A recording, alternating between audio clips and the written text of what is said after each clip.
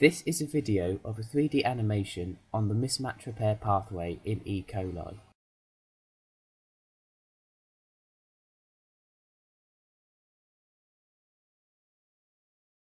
In the cytoplasm is the E. coli's DNA, the molecule that contains all of its genetic information.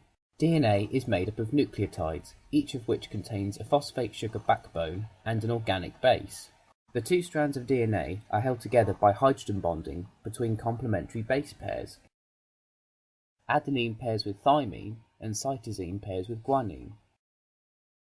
DNA mismatches occur during DNA replication.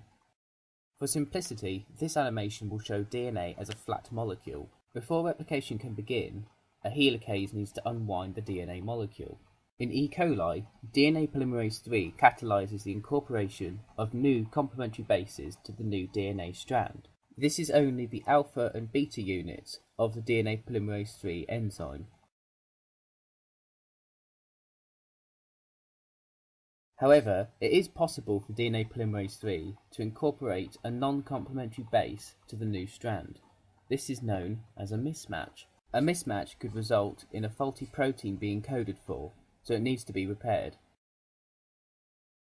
The first step in the mismatch repair pathway in E. coli is recognition of the mismatch by the mut-S homodimer. Mut-S recognizes the mismatch and binds to it. Then the mut-L homodimer binds to mut-S, ready for a later step in the mismatch repair pathway. Meanwhile, up to a kilobase away, the mut-H protein recognizes a GATC site.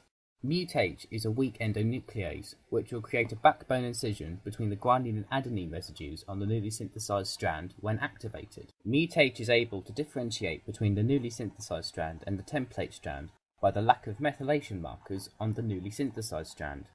This is why the pathway is also known as methyl-directed mismatch repair. In order for mut-H to become activated, it needs to bind with mut-L.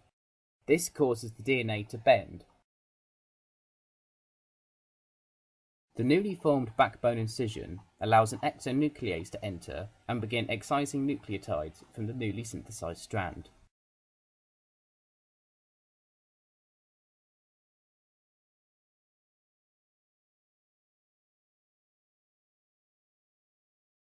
The exonuclease excises the mismatched nucleotide and stops excising just beyond it.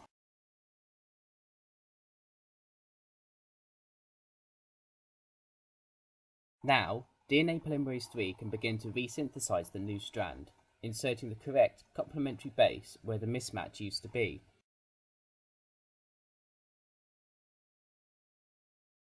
The final step is for DNA ligase to ligate the backbone nick.